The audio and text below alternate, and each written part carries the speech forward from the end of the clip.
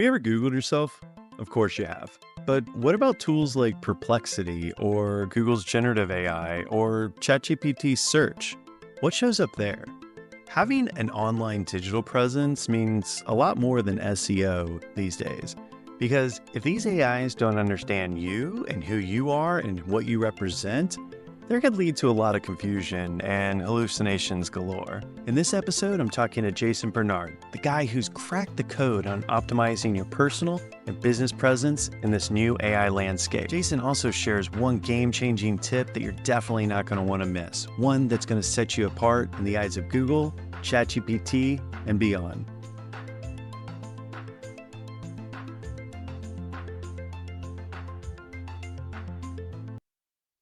Welcome to the Digital at Scale podcast.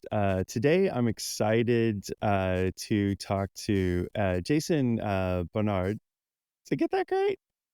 I know we just talked about Barnard. Yeah, we Barnard. can have a discussion about why that's important later on. Why it's important to say Barnard and not Bernard. Yeah, that's going to be an interesting discussion because Jason, you're the CEO of KaliCube, and you have a very interesting story of through digital marketing, focusing on search engine results optimization. But now that we have transcripts and all these chatbots and chatbot optimization, you're really specializing in that in personal and branding marketing. So Yeah. can't wait to chat about that. But before we get into any of that, wanted to start at the beginning. Tell me a little bit about the barking dogs, and then kind of when you were playing as a musician, and then kind of how that then translated into some of the other adventures. Yeah, let's start there. Yeah. I mean, I've ended up dealing with brand and brand online in particular, and even more specifically, how machines like Google, ChatGPT, Alexa, Siri, Bing perceive, understand, and represent brands, including personal brands, corporate brands, music group brands, music albums, TV series, fictional characters. And it comes down to right now, how do I educate these machines about who we are? So you talked about search engine optimization, which is trying to get to the top of Google. I'm not trying to get to the top of Google. I'm trying to get Google to understand who I am. So it will put me at the top when it feels I'm relevant to the person who's actually searching. And in an AI world, that's going to become increasingly important. But it all started with a music group, as you said. Yeah, it was a punk folk band. I remember I actually started my marketing career in music as well too. I was a DJ in the late '90s, and it was one of my first kind of realms into kind of seeing how the internet could both. I was people in the UK listening to my DJ mixes that I Wow, put yeah. up on Napster. And also, too, we were one of the only first company that actually was promoting their music online, which gave us like this, kid from Indianapolis exposure to Europe, which in the late '90s, that was unheard of. Right. Yeah. And my music career was before the internet. So I Okay. actually had to go to towns and play for people live in order for them to actually see what we were doing. We used to drive around in a van. We did 100,000 kilometers, which is about 60, 70,000 miles a year, driving from town to town playing gigs. We played 660 gigs, and it was really legwork to get anywhere near being known by anybody. And in maybe 6 years, we ended up playing concerts in front of 300 to 500 people. And with the internet, obviously, the numbers have just completely changed. Yeah. And the ability to reach out to people through the interface of the internet, through Google, through ChatGPT, through Bing, through all of these search engines, through YouTube, obviously, which is also a search engine, is phenomenal. And you've just made a really good point that I hadn't really considered. I actually had to drive to a town to engage with my audience, which is nuts now you think about it. Mm-hmm. Yeah, and just to even have promoters, like, give you the chance because it was so Oh, God. Yeah. the music, I mean, it's just, like, who you knew, you had to be involved in there. It's like, "Oh, this guy knows this guy to" I mean, it's who you knew who put it on stage, and now it's like, for better or for worse, I mean, like, now musicians have a different problem. It's like, they're great musicians, but they suck at social media, so then they're like, "Well, you don't have enough likes to get on the stage when their music is actually amazing." So we kinda, like, flip the other side of that almost. Yeah. I mean, I think just the interface that you need to go through to reach a large audience has changed. Mhm. It used to be the major record companies. We did deals with EMI, with Warner Chappell. If you didn't go through them, you had to do the legwork. And today, you don't need them, but they can help. And I would suggest that somebody who's very internet savvy doesn't even need them. Right. And that's the thing, is you can go around them now. You can get to your audience or reach out to your audience without the help of a major corporation. But when it was all legwork and distribution in physical stores, knowing the right people in the right places for the right gigs, story was completely different. So I love the world where we have more freedom, and people sometimes think, oh, it's so hard to kind of stand out in the massive stuff that's out there. And it's created a huge mass of stuff that wasn't there before. But I prefer that to being at the beck and call and under the thumb of the major record corporations. Absolutely. I mean, I saw the benefit. I mean, that was my first foray into both the web, and I could see at the time, like, all the musicians were like, "This is gonna kill music. This is gonna, destroy the scene. It's, no one's gonna make a living off music anymore." And while the sales of records, obviously, no one buys music anymore, and the streaming, that's a whole Yeah. different conversation. But I have more people that I know now that could never have made a living off just playing, gigs as a musician. They make a good living as just a regular musician that they could have never done before the internet, Yeah. which I think is pretty amazing. It gives opportunity for independence. And I think that's brilliant. I'm all on board. But I mean, I uh, went through the whole process of building up a band in the traditional manner of ringing up clubs, driving there, playing the gig to 5 people, hoping those 5 people would tell another 5 people, and the next time we come back there will be 10 people, and so on and so forth, round and round and round and round. And it worked. It was great and it was fun.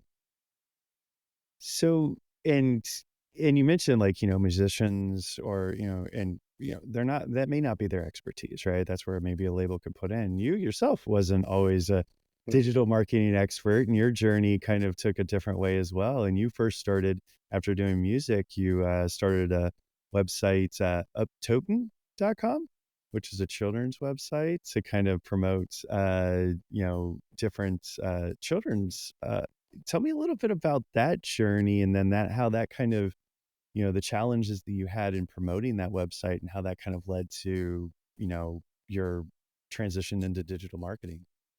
Yeah, well, I mean, for the music group, we couldn't find major record companies to actually work with us. So I created my own company in order to release the albums of the music group. So that was 4 albums, 6 years, 660 gigs. We played in the street a lot to make money, and it was a success. Then the band split, and my wife and I started talking about children's entertainment. I wrote some children's songs. I recorded an album, but we couldn't get a record company to release them.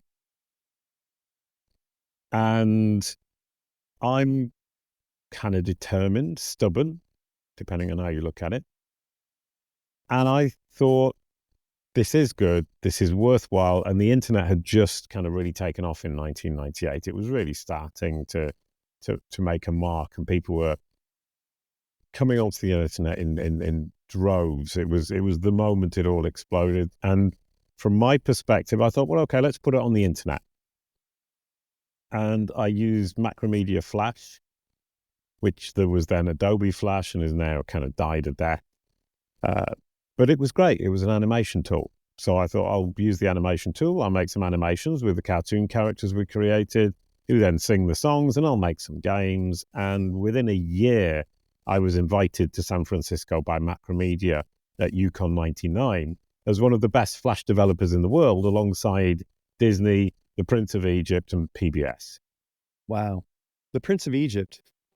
It was a film. I can't Oh, remember who okay. produced I was it. like, I'm thinking like the I prince didn't just think decided, so, I'm yeah. bored, I'm going to learn Flash. Yeah. No, it was a film by, I think it was Sony. Okay. And it was a Disney film plus a PBS, the PBS website, plus the Prince of Egypt film, which is Sony Entertainment, I believe. And then me. And I've Yeah. been doing it for less than a year. That's amazing. And I just thought, wow, the internet is just so huge on opportunities if you want to seize them, if you know how to seize them, and you're willing to learn and you're willing to upskill very fast. Yeah. I think, and by 2007, you had over 1 billion page views. Yep. Wow. That was a That's whole 2007. That's huge in 2007. This really social media really took off. yeah. Facebook was just coming out of I mean, I think we're all still on MySpace at that point.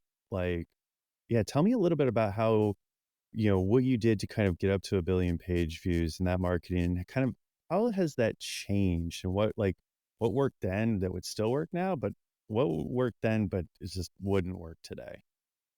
Well, first of all, there was no social media. We weren't on MySpace. We didn't even try. What we did very successfully was build great content that actually serves the purpose it's supposed to serve, entertain children and educate them. The average visit length to our website was 20 minutes, which is huge. I mean, when you say 20 minutes, I could spend 20 minutes on a website, but you're saying, no, this is the average. There were some people spending 2 or 3 minutes and some people spending hours and hours and hours. And we ended up that big because of a few factors. Number one is I focused on Google and not on the other search engines. At the time, and it's difficult to imagine, Google were tiny compared to Yahoo, compared to InfoSeek, Magdalene, what was the other one? Lycos, all of these engines. And I thought, right, okay, Google have got something the others haven't. I'm going to focus on that. And I made the right bet. Lucky me or smart me, depends on how you look at it, which meant that by 2007, 200 million pages of the 1 billion came from people coming directly from Google, searching for kids' games, children's music, all of the kind of classic keywords you would imagine. We were ranking top above Disney, above PBS, above the Prince of Egypt. All of these big hitters couldn't beat us because I'd figured out the algorithm. And the algorithm was relatively simple back then. Mm-hmm. But in addition, because the content was so good, that when I talked earlier on about if we play for 5 people and they tell 5 people, we end up with 10 people at the next gig, that was what happened, but at scale, at a worldwide scale. And when you get that happening without social media, you're off and running. And it was parents telling other parents, oh, I've got this brilliant website that my children really enjoy. Why don't you go and have a look? Up to10.com, Buwankwala. And it was word of mouth offline as much as it was Google and websites recommending as schools would use as a lot as well. And I think that's an interesting perspective, is that still works, but we just don't think about it as marketers in the digital space. We think about the web as this separate thing, but the web is just a representation of the world. So if I talk to my friend and say, oh, KaliCube builds knowledge panels, it's brilliant, that person is a real human being who will then go online and look for it. I don't have to tell them online, I can tell them offline. And the offline aspect of what's happening online is hugely important. And I was at a conference and I made a point on a panel. We really need to focus more on taking the offline online. What do you mean by And what that? I meant was, when I go to a conference or when I talk to somebody, put it online, make sure that the online community also knows about this offline activity, because online is a representation of what's already happening or should be happening offline. And the host was saying, oh, no, you mean you need to take the online offline? And we got into this kind of debate. But what I really meant is, don't forget the offline. People talking to each other is still hugely valuable. And even if you look at Google or ChatGPT or Perplexity, it is simply an interface between human beings. And we're just using it from a marketing perspective to stand in front of the right human beings who are our audience, to try to get these engines, the assistive engines, as we call them. So it's gone from search to assistive. How do we get them to recommend us to the subset of their users who are our audience? They will place us in front of them. So that's the online version. But then I could also go out into the street and ask the local jazz club opposite, introduce me to some musicians, and they would. But rather than just being specialized in that one small topic, these search and assistive engines know about everything. They're specialized in everything, and we trust them to give us an answer about pretty much anything. Yeah. Yeah, you mentioned, great content. I think that's one thing that's absolutely not changed. I think the big thing that's changed is how people get to it with the algorithms. Less like, hey, follow me, more it's pushing it in front of you. Very similar. It's like a word of mouth person being like, hey, I think you might like kind of like your friend, right? Like you might like this based off prior things. But I think you're right. Um, Discounting the offline conversion. Hey, I have this channel, or hey, have you heard of this new person? But I think where it stems from is content. And now that we're entering this new age of AI, and like you said, mentioning putting the offline on the online, talk a little bit about now how this is affecting things like personal branding, how it's like kind of how you're creating this content that happens either online or offline to make it so that these chatbots and these sites can actually understand you and not, the other Jason Barnard. Yeah.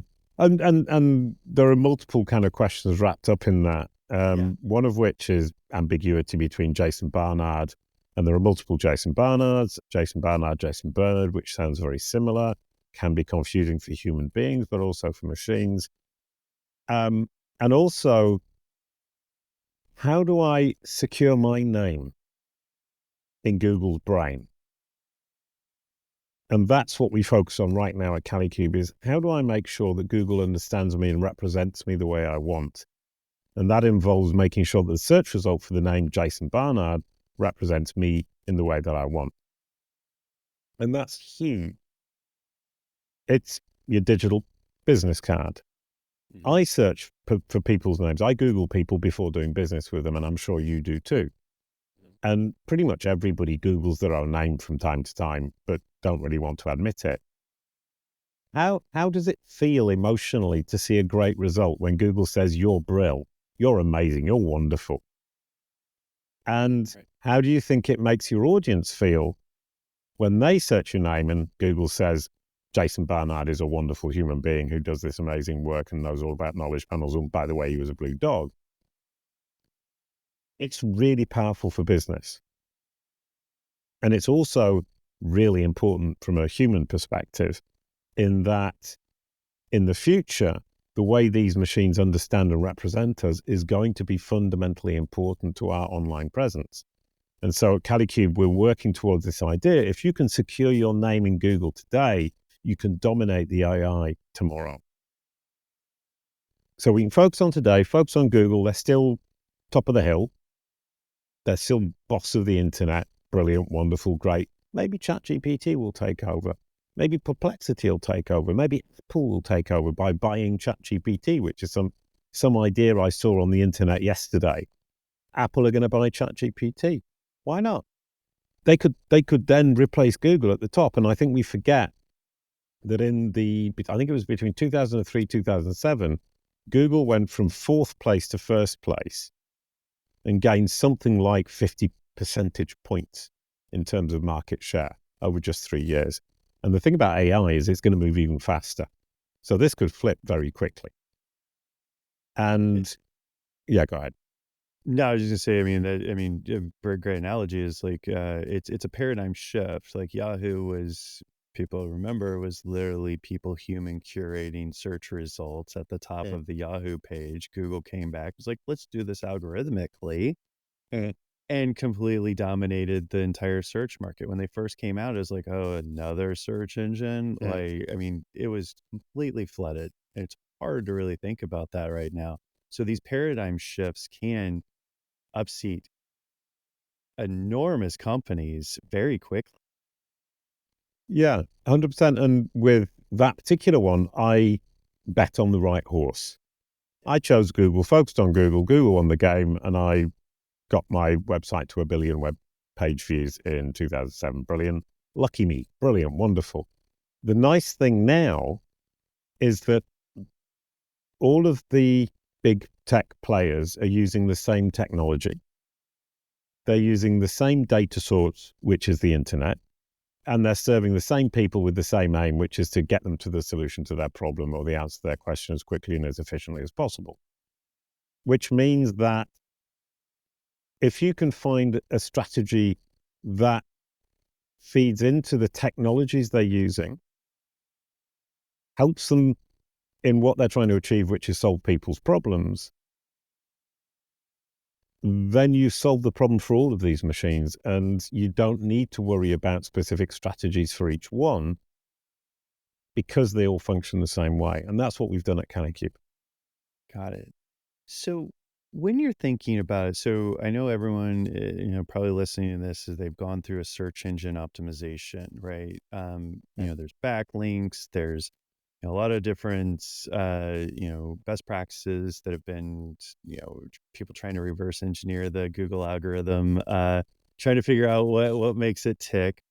What, in your experience, because this is brand new to a lot of people, and a lot of people now that they're starting to see, the completion at the top of Google, they're starting to realize that, at least my clients are starting to realize, like, it's not just about the 10 blue links anymore. It's like, how do I get so that my information, is in, if somebody says, hey, what's the best in AI deployment? I want Last Rev to show up there, or who is the best in, search engine or chatbot optimization, or I don't even know if we have a name for this yet. But tell me about those kind of the differences that you need to be thinking of between SEO and kind of this.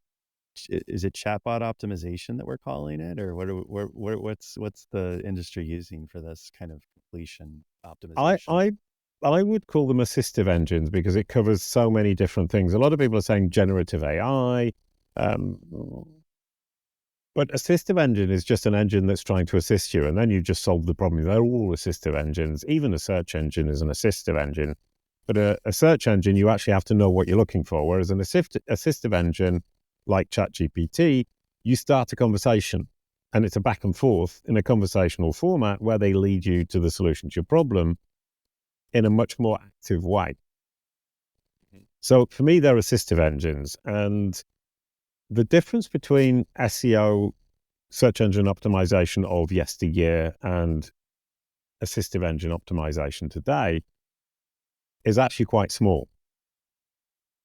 And I think people are making a big hoo-ha about something that isn't such a huge difference, but that's just my perspective. Because traditional SEO, which is what I now call it, is saying, I want to make this content as attractive as possible to Google, Bing, let's say ChatGPT. So I focus on the content, and I'm going to count the number of words. I'm going to look at the synonyms. I'm going to get some links to it from another site to prove that it's incredibly popular. And the search engine or the assistive engine will then push it to the top of the results. That's pretty much what SEO is in a nutshell. You can still do all that because it's all still important, because you need these machines to choose your content above the competition at some stage in the process. But Google, Bing, ChatGPT, Perplexity, Alexa, Siri are all now looking at who created the content and who's publishing the content. So you simply add two layers on. You say, well, I've optimized my content and it's great. But if they can understand who created it, Jason Barnard in my case, then they can understand that I'm an authority in the field of personal brand management. I'm an authority in the field of SEO, digital marketing. So my piece of content has more authority and more credibility than somebody who's a musician. If my company, KaliCube, is recognized as an expert, authoritative, credible member of the digital marketing community, then as a web publisher, as the publisher of the content, that adds additional, let's call them brownie points, bonus points. So the understanding of who has created the content and who is publishing the content gives the machines an additional 2 layers on which to judge the quality of the content and the usability of the content and the helpfulness of the content and the probability that the content will actually solve the user's problem, which is their ultimate aim. So I would just add, everybody who's doing SEO today, keep doing what you're doing. Brilliant, wonderful, knock yourselves out. Just add 2 layers. Make sure Google understands who created the content. Make sure it understands who's published the content, and make sure it understands that they are credible, authoritative members of the niche industry that content addresses. Got it. So, it makes obvious sense that Google's not going to completely upend their algorithm for something new. They're going to build on top of what they've already done for domain authority, link authority, stuff like that. And when you say make sure that Google understands you and who published it and the authority, how do you differentiate? For instance, do you want Google to know you as Jason or you as KaliCube? For instance, how do you differentiate those types of things? And when do you really focus on getting Google to know what your business and what that is and when that publishes versus you as the personal, which there's obviously overlap between what you're probably publishing. How do you kind of see those two between personal and corporate branding? Yeah, well, there is overlap, and then actually there isn't. The overlap is in our minds as human beings because we're not very clear in our minds about what we're looking at. If I've written a piece of content, I'm the content creator. KaliCube publishes it on the KaliCube.com website. KaliCube is the publisher of that content. That's really clear. I own KaliCube, but that doesn't mean I am KaliCube. KaliCube is a company. It's a thing in and of itself, and I am a thing in and of myself. And I need to communicate to Google. Jason Barnard, sorry, I was the left hand before. Jason Barnard, a human being who has been in a band, who was a voiceover artist for a cartoon blue dog, has founded a company called KaliCube. KaliCube is a company that consists of 24 different people all working together for the same aim of driving that company forwards and helping people around the world manage their personal brand and corporations manage their corporate brand. KaliCube has published the content. Jason Barnard has written the content. And then if you think about that from another perspective, Jason Barnard writes a piece of content on Forbes.com. We need it to recognize that Forbes.com has published that content and is therefore vouching for me as an expert in the topic that I'm writing about. So the separation becomes very simple when you identify that you're talking about different things. It's interesting because we work with a lot of marketing clients as well, and some of them, they have their blogs or their content that they're pushing out. Some of them have the authors, so like the personal authors. Some of them just do it under their corporate because maybe they have a lot of turnover and they don't want old things like that. So then I guess you probably recommend, in order to understand that if you're publishing, especially for another company, that you should be publishing and at least have some direct link to your name so that your digital trail can follow you. Yeah, from a corporate point of view, you would want to keep the content corporate, i.e., you don't put an author on the content and by association, the content is written by the corporation.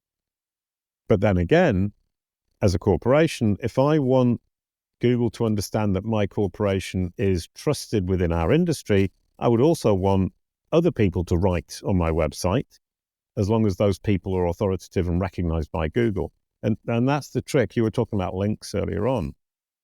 We're in a world of linkless links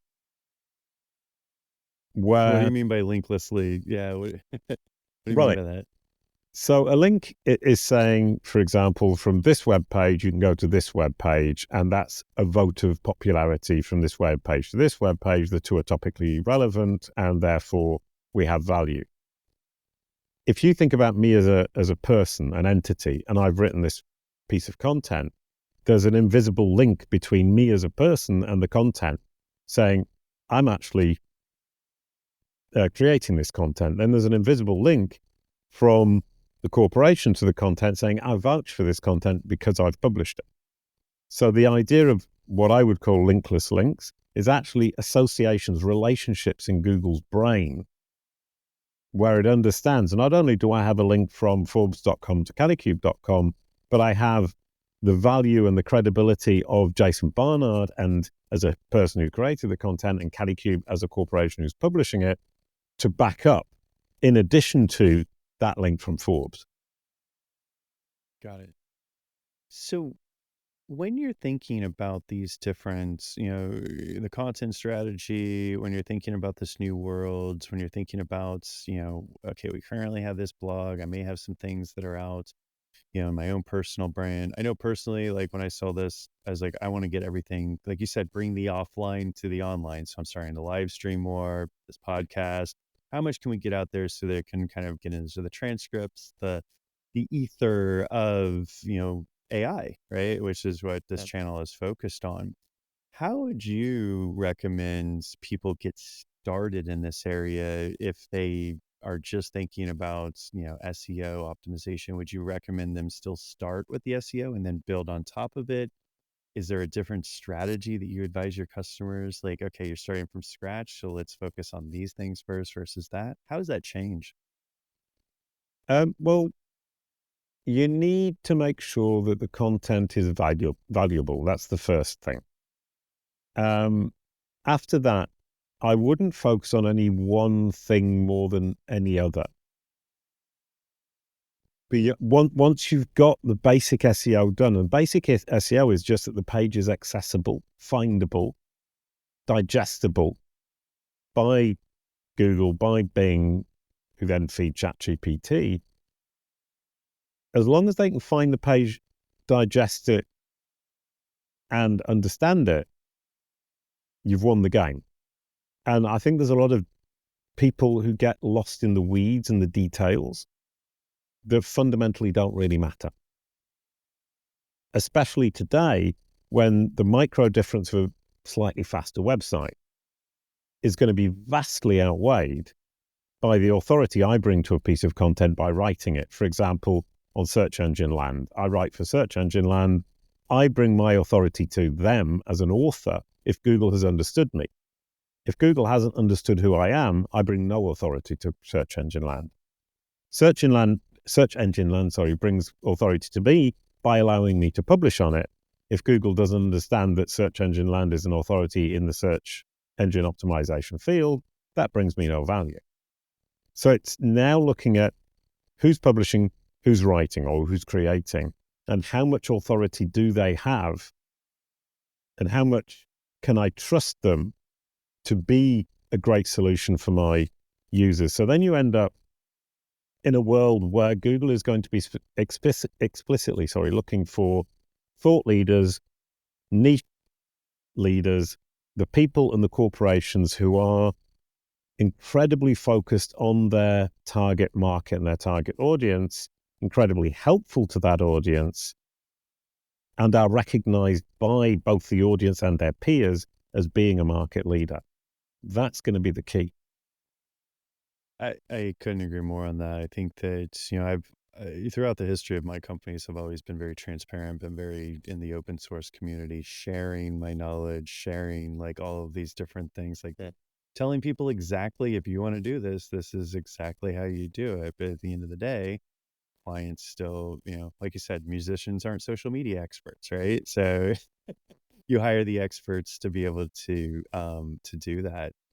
one of the questions I had around this was, now that we're in this age of AI, it used to be, you'd start an SEO project, like, hey, create a bunch of high quality content.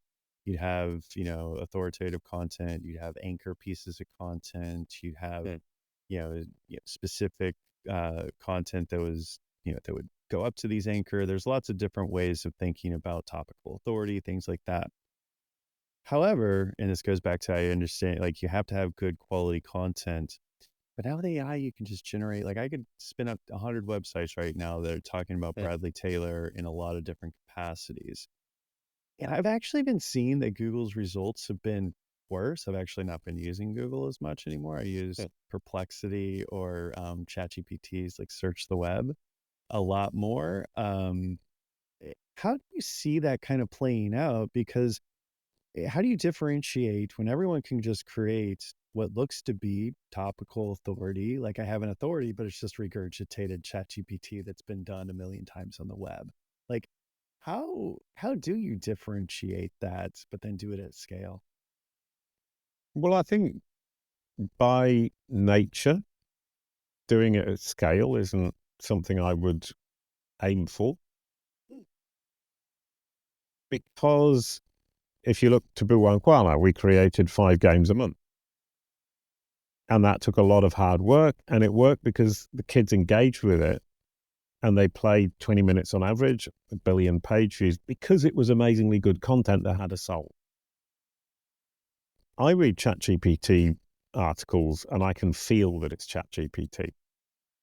That soul and the way that we express ourselves as human remains unique.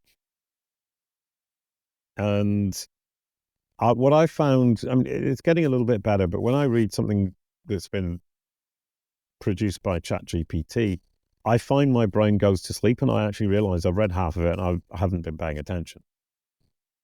Yeah. And that, I believe, is because ChatGPT is simply a predictive machine that predicts the next most probable word. So what you end up doing is reading basically the most obvious answer to the question. And as human beings with imagination, we're looking for something a little bit more. That's interesting. Yeah, I mean, that makes sense. It is a predictive engine. It's just predicting the next logical word. And at the end of the day, when you're reading something, Yeah. you're kind of almost subconsciously doing that yourself. So if it's very predictable, then it's like, it's all right. Yeah. We get in storytelling and things like that. It's the unpredictable. It's the unexpected, whether you're telling a joke or telling a story in a movie, which at the end of the day, marketing is just storytelling. So you want to have a little bit of unpredictability in there. I think that's where your uniqueness can kind of come through, where you can still Yeah. use the tools to do this, but focus on what makes you unique and what maybe your unique saying, your unique um, Well, perspective of it. well, I mean, here's an interesting kind of point is we've built KaliBot. And Okay. KaliBot is our version of ChatGPT, where we've taken ChatGPT. We've actually taken ChatGPT and Gemini, and now we're taking Perplexity. And we're building on top of each of them. So we have 3 different bots, and we can use any of them as the back end. But on top of it, we've put almost 3 million words now of things I said, written, or said or written, sorry, and fed it to them as information. And so KaliBot will look at the information I've provided and first of all look there to see if the answer is there, and we'll use my answer if found, and we'll use ChatGPT's answer if not found. And because it has that massive amount of data, 3 million words, it can write more or less like me. So it doesn't say elevate, which ChatGPT says all the time. As soon as I see the word elevate your career, elevate your company, I think, okay, written by ChatGPT, my mind switches off. You want to delve into it, or the realm of, Yeah, and whereas I say groovy, fun, delightful, lovely, ChatGPT generally doesn't, because there aren't many people who use that terminology. So what we've done is trained a model on top of it to actually speak like we do. So the output of KaliBot is actually better than ChatGPT because it's actually personalized, A, to our knowledge, and B, to our tone of voice.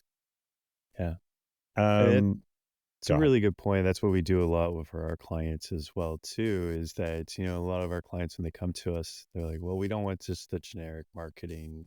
Like, yeah, we don't either, right? Yeah. But one of the things that AI is really good at is repeating, right? So if you train it on how you talk, your Mm. business, I think people get too bogged down in the instructions. Like I've seen these like giant prompts, right? Like do this, like it's some magic genie. Like if I just say the right combination of words, it'll give me what I want.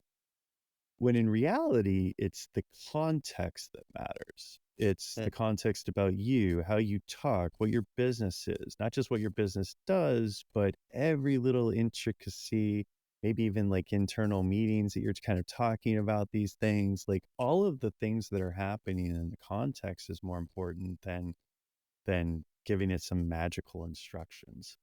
Yeah, 100%. And from my perspective, I'm asking people to do a bit of a perspective shift, and it's quite a big one. Is a lot of people talk about how they use ChatGPT themselves to solve their problems and to improve their productivity or whatever it might be.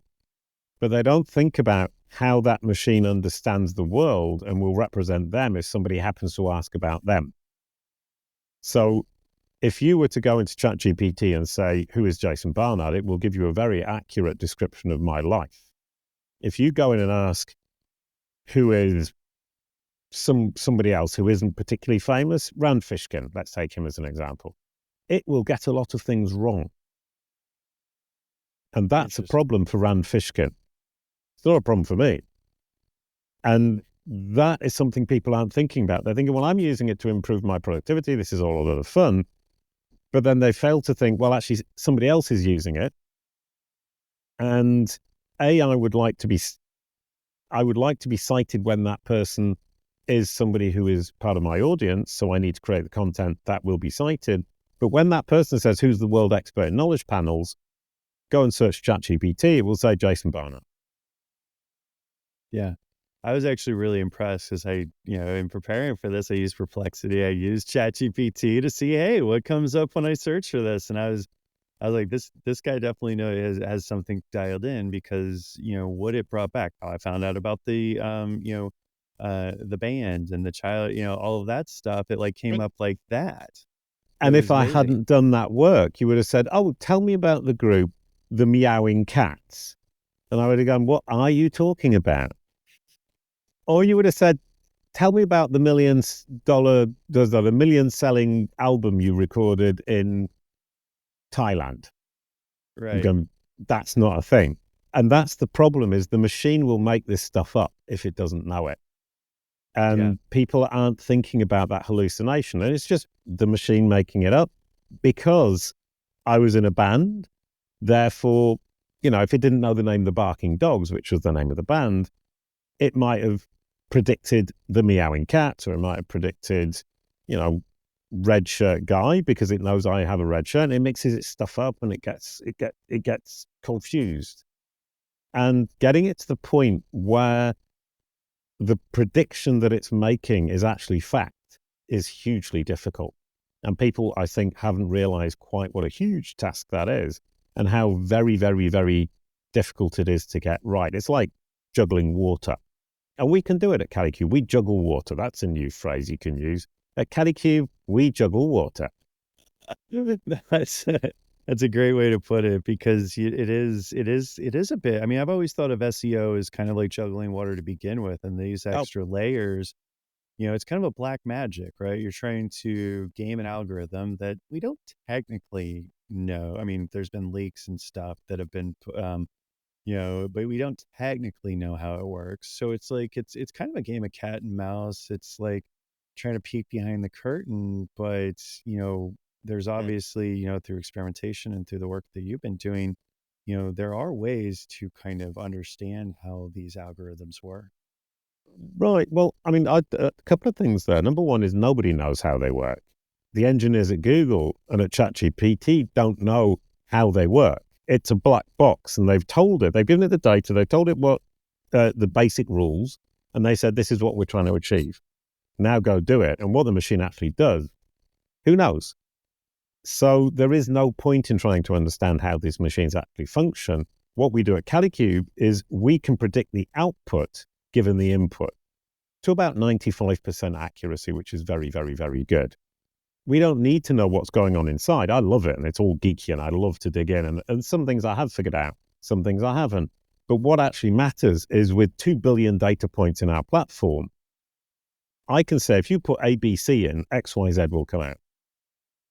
And 95% of the time I will be right.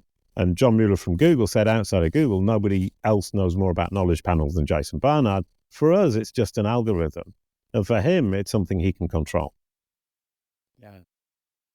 I think it's, I mean, just the experience and everything kind of going there is just, you definitely want to talk to the experts about this, because it is, especially as we're going into this, it is a challenging piece of it, and how to get recognized and even more and more. So one of the things that I had a question of is, we talk about one type of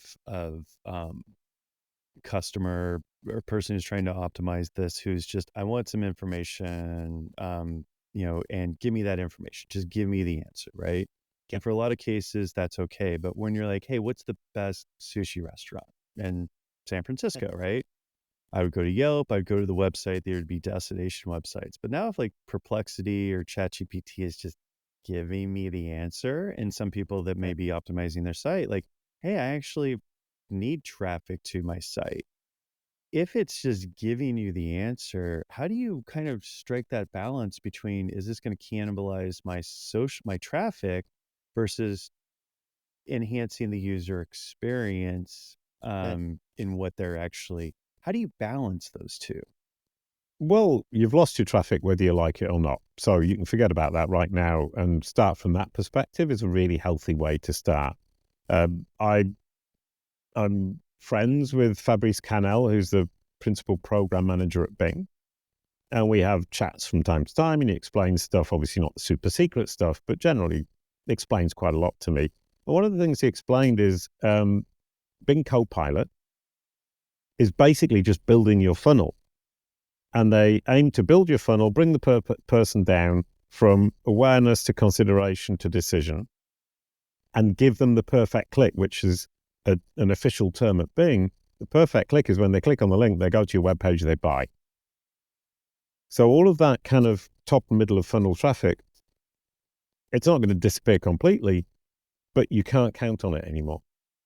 The machine is bringing the person down the funnel to the perfect click, and that's a great user experience. And that's something that I wouldn't say I get upset about it, but I find difficult to swallow, is as a user, somebody who's in the marketing industry will say, it's brilliant, it's brought me down the funnel, gave me the perfect click, I bought my product, and that's the job done. It only took me 5 minutes. As a marketer, they're trying to get people to come to the website at the top and the middle of the funnel. So as a marketer, they're trying to get the whole thing to function in a way that doesn't make sense if they put themselves in the shoes of the user, if that makes sense. Yeah. So we forget as marketers that the user experience is what we have and what we value. And if Bing can get me to the bottom of the funnel in 5 minutes, whereas it takes me 2 hours to research it myself, I'm going with Bing. Yeah. I think what scares me about that though is losing control of the funnel. So for instance, like when you're driving people to your main website, you can then, you have control over that. Whereas in this situation, it's like you could be just completely out of the funnel because of some hallucination. Maybe one word they typed would recommend that company versus that company. So losing control of that awareness, consideration, and purchasing funnel scares me a little bit. Yeah, and it should. But then who are you to tell Bing that they have to send people to your website? It's Bing's audience, it's Bing's users, and Bing do with them what they will. Same thing for Google. So we're in a situation where, yes, you're going to lose control, but there's nothing you can do about it. So you have to adapt to the reality, which is that funnel is going to be recreated in ChatGPT and Bing Copilot and Google Gemini. That's where we're going. We need to prepare for it and we need to plan for it. Right now, search is still working, so that's fine. We're still happy. But I would argue that rather than hoping it won't happen, rather than suggesting that I feel uncomfortable because I've lost control.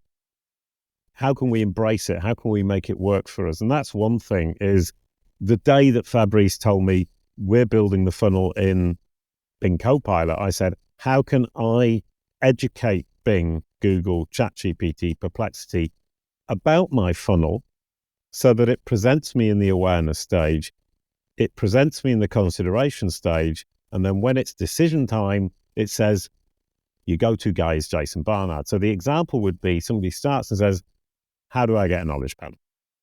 Mhm. And it says, blah, blah, blah, blah, blah, and it's taken the content from me and it doesn't cite me, or it does cite me, it doesn't actually matter.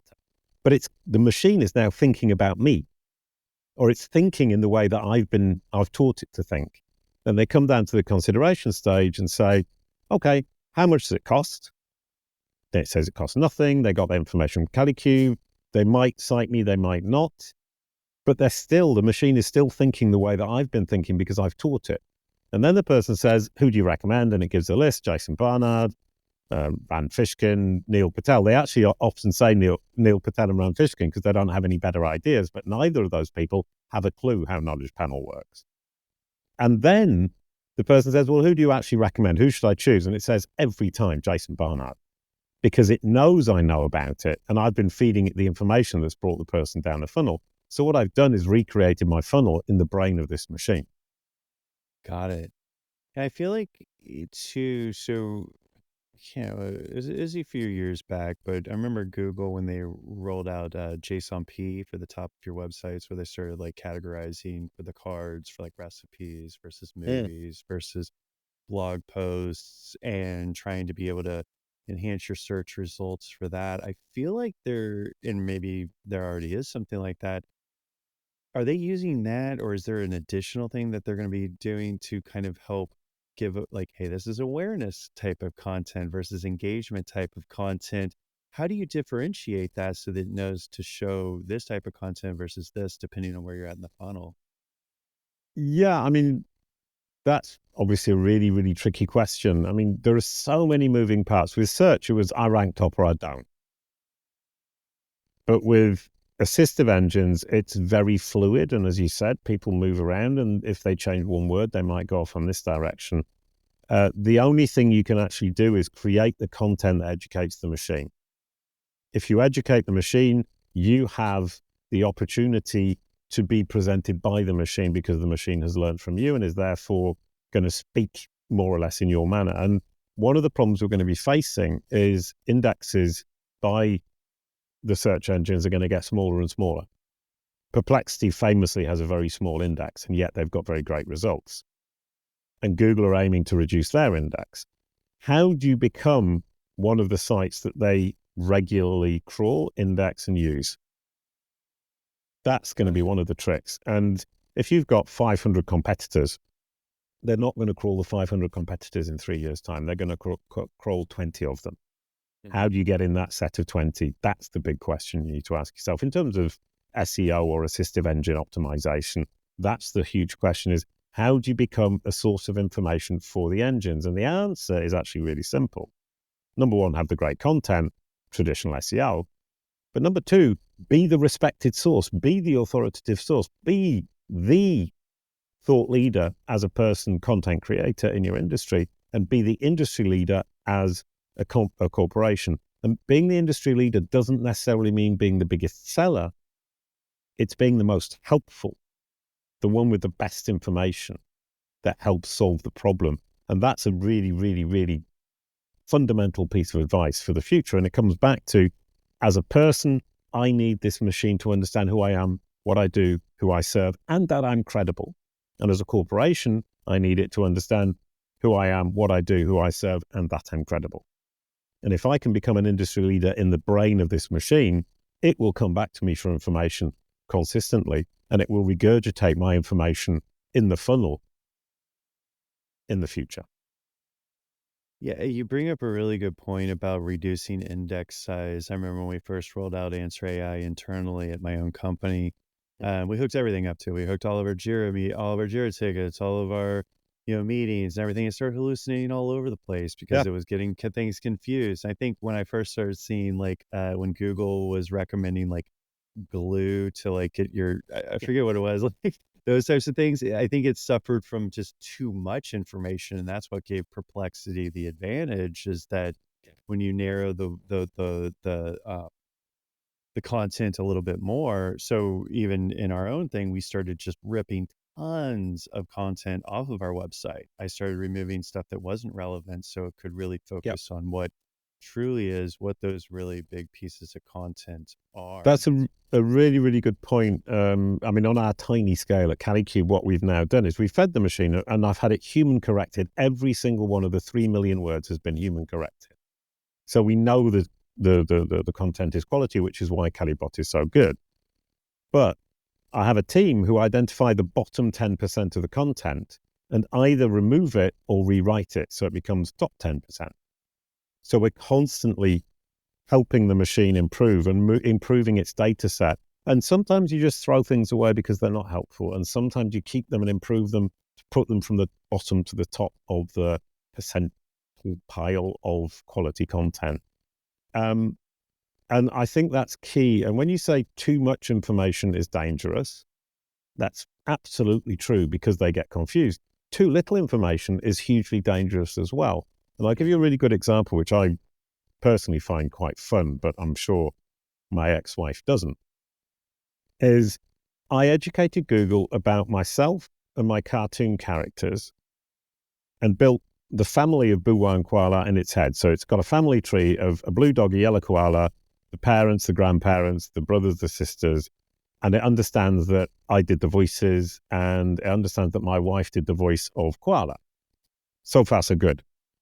So I educated Google, and Bing for that matter, and indeed ChatGPT and Perplexity, that Veronique Barnard, my ex-wife, is a voice actress and a singer. So far, so good. With me, it's understood I'm a voice actor, a singer, an entrepreneur, a digital marketer, an SEO expert, a double bass player, a vocalist, a songwriter, a script writer, but it focuses on entrepreneur and it can sort it all out in its little brain and it can give you my bio. But with my ex-wife, I stopped once I'd got it to understand the voice actor and singer.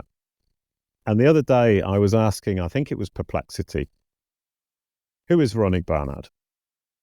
And the little machine got a bit overexcited because it was so confident in the understanding that she was a singer and a voice actress, but it didn't know anything else about her.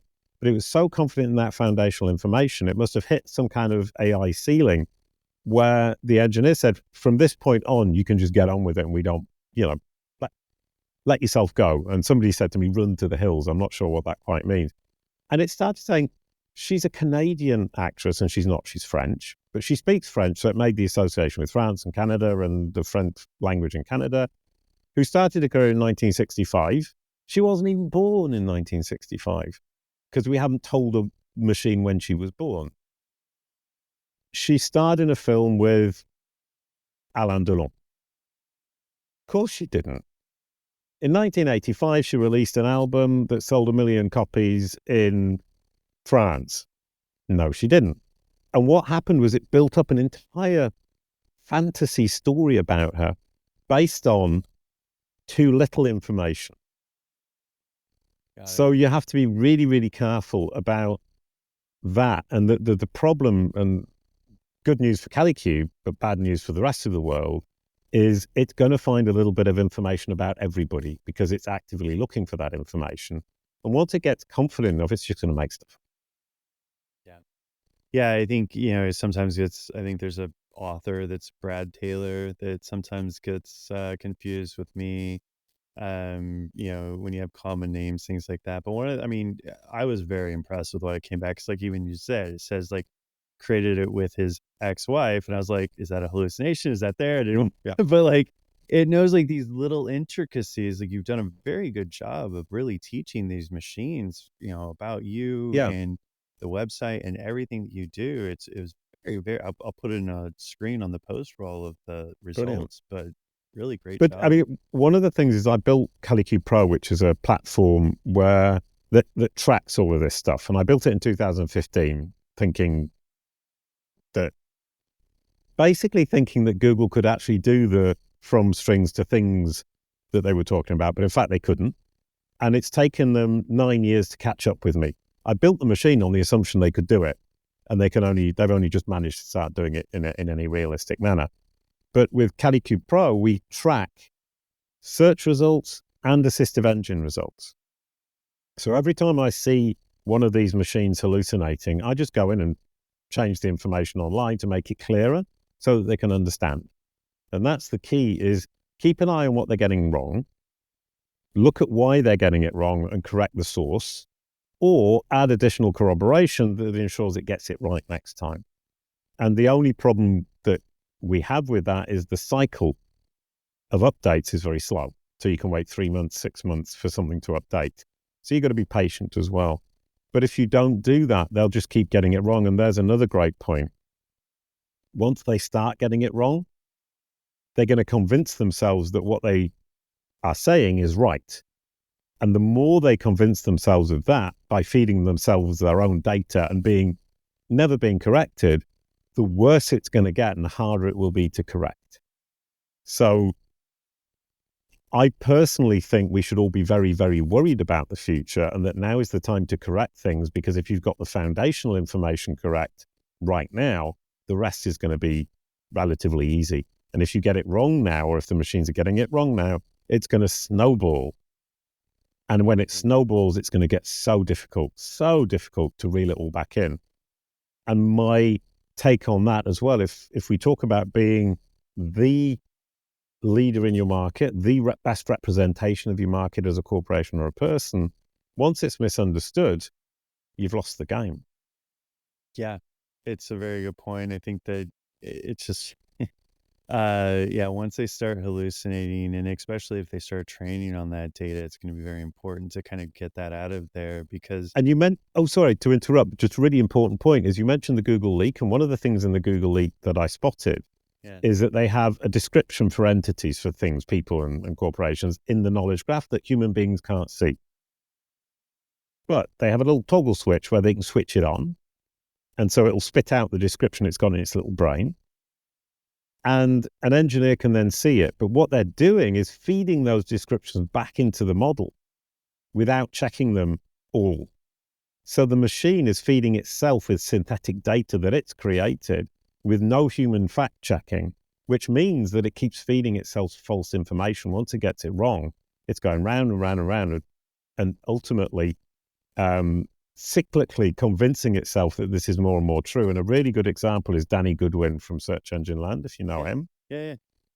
Google thinks that Danny Goodwin, our friend who's the editor of Search Engine Land, is actually a baseball player who has become, from being a very famous baseball player in the 1970s and 80s, has become this expert in SEO who is editor of Search Engine Land. So if you look at about this result, it will say author Danny Goodwin, he plays a good game of baseball. And it's got pictures of the baseball player. And we're actually working with Danny to try and sort this problem out. And what's interesting here, and this is why I bring it up, is that Google has believed this for so long that it is proving even now very, very, very difficult to change. We're getting there. But, we've been working on it 3 months, and the needle has moved very little. And normally in 3 months, we can get the needle to move quite a long way. We can get you a knowledge panel. We can get Google to understand. We can get you in the knowledge graph. Google will be able to spit out information that makes sense about you. And with Danny Goodwin, we're struggling because it has ingrained this fake, false piece of information in its little brain. And it's so difficult to convince it that it's wrong, because it keeps saying, right, my imagination, it's a little child that every time I tell it, it's not that Danny Goodwin, it's not the same person, it's coming back saying, but it is, I've seen it, I know it, and it's totally convinced. So for me, Google's a little child, ChatGPT's a little child, Bing is a little child, Alexa, Siri are little children, and I'm teaching them, I'm educating them, and my job is to guide them towards facts and representation of facts that make sense to me. And all I need to do is be empathetic to how they learn, teach them in a way that makes sense to them in terms of the way they learn, and guide them. And I was talking about it on a podcast the other day. Boo-Wah and Koala, the blue dog and yellow koala cartoon. Boo-Wah was the big brother, not in a 1984 sense, the big brother and a really nice big brother to Koala. And Koala wasn't stupid. She just didn't understand the world. So Boo-Wah was explaining the world and comforting Koala and helping her to understand the world so that she wasn't so afraid of it. And for me, that's what I do with our clients. And it's actually what I do with Google and ChatGPT and Bing, is I'm saying, look, here's the world. I'm going to explain it to you. Let me explain it to you. Google, Bing, ChatGPT, then go, oh, got it. Brilliant. Wonderful. We're off. And that analogy works as in Boo-Wah, the blue dog, teaching Google, ChatGPT, Alexa, Siri, and so on and so forth. But it also goes for our clients where they say, oh, I'm really scared of this world of AI. I've got no idea how to get Google to represent me with my knowledge panel. I want to secure my name on Google because I want the AI to understand me tomorrow. Okay, I'm going to explain this to you and we're going to walk you through it. We're going to help you do it. So my attitude is still very much what it was empathetically as a blue dog. How can I help you? Mm-hmm. Yeah, I think I see these AI models both as children or like interns that kind of do it, but also sometimes too because of their what they've been trained on. Kind of like a child that has sometimes the stubbornness of like a 70-year-old guy that's been set in his ways for a while, right? Like, no, it's this way, and it's like, no, it's this way. It's like, no. So we'll end on this, like from a practical standpoint, as people are kind of just thinking about this, very, very few people are even thinking about this, let alone putting anything into action. Yep. If they're evaluating their own content strategy, their own SEO strategy, their own, assistant strategy, what do you recommend people, what's the first steps? And then of course, if they're not thinking about doing it themselves, what questions should they be asking? Service providers, if they're looking to go out and hire someone to do this, like what questions should they be asking to make sure that they're getting, that they're going to get results? Because as you mentioned, like these are results that go over 3 months, 6 months, sometimes a year to get anything meaningful. So it's very hard to right that ship, especially if you get the wrong partner involved, or if you start down the wrong path. What would you recommend those first steps be, and what are those questions? Well, there are a lot of things in traditional SEO that I don't do. For example, pruning content, cannibalization. Don't worry about that. Because the content that I'm giving the machine is actually training it in my funnel. So I don't want the pages to rank. I want to educate the machine, and it's not the same thing.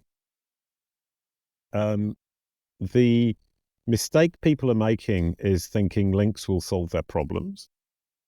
And links are helpful, sure, but it's content level. If you're looking to the long term, you need to educate it about the content creator and the website publisher. And the website publisher is not the website. The website is simply a representation of your corporation or a person. And traditionally, SEOs have focused so much on the website that they can no longer see that actually it's the corporation or the person who owns the website that's important. And the website is simply a proxy for Google to understand who that might be. So if you can get Google to understand who's behind the website, you've already got a huge advantage. And there's a lot of denial of thinking, well, okay, EAT would be an example, credibility. It's a fluffy thing, and Google say there isn't an algorithm for it. Fine, there isn't an algorithm for it. That's great, wonderful, brilliant. But in the leak, once again, they have functions or values, attributes: is author, is publisher, is reference page. So is author, is or is not the author of this piece of, is Jason Barnard the author of this piece of content, yes or no? It's a zero-sum game. It either knows it or it doesn't. If it does know it, then it can say, well, actually, this piece of content is more credible because I know Jason Barnard wrote it. Is publisher, same thing. Is reference page, is this page talking about that specific Jason Barnard, yes or no? Zero-sum game. And if it can understand that that page talks about me, it will take information from that page to better understand me. If it doesn't understand, it won't use that page, or it will use it very badly, or it will do what you said earlier on and get you confused with somebody else, which is a horrible problem. I mean, imagine how many people who share your name. Bradley Taylor's a very popular name. There's going to be 500,000 people, let's say, in the world. I mean, I don't know if that's the right number. That's a huge problem. And there's two problems going on there. Number one is, how can it identify each of the 500,000 Bradley Taylors individually? And how does it know that the Bradley Taylor who was a musician or a DJ, as you said, 20 years ago, is the same Bradley Taylor as is the owner of an IT corporation today? And the answer is, it probably thinks you're two different people. And so that's kind of a double problem. So I've never really thought about it like this before, but if you've got 500,000 Bradley Taylors, which I'm sure there aren't, this is me exaggerating, but they all have these multifaceted lives. Google has potentially got billions of you in its little brain.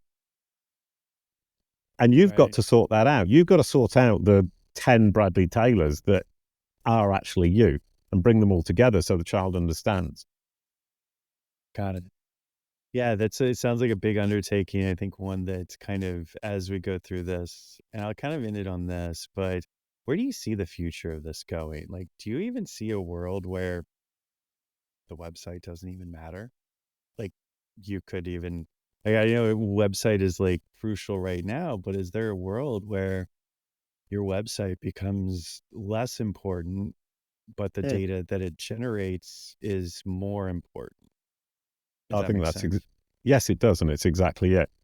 Is traditional SEO will focus on the website and traffic to the website. In the future, SEO or assistive engine optimization will focus on the information the website is providing to the machines that they then pass on to the users, who are the ultimate aim for us. And then these assistive engines are simply an interface between us and our clients. And our clients are going to come less and less to our website and more through these machines to our website when they're ready to buy. And our websites are simply a way for us to organize the information we have about ourselves, our services, why we're credible, to feed to the machines so they can then present us to their users.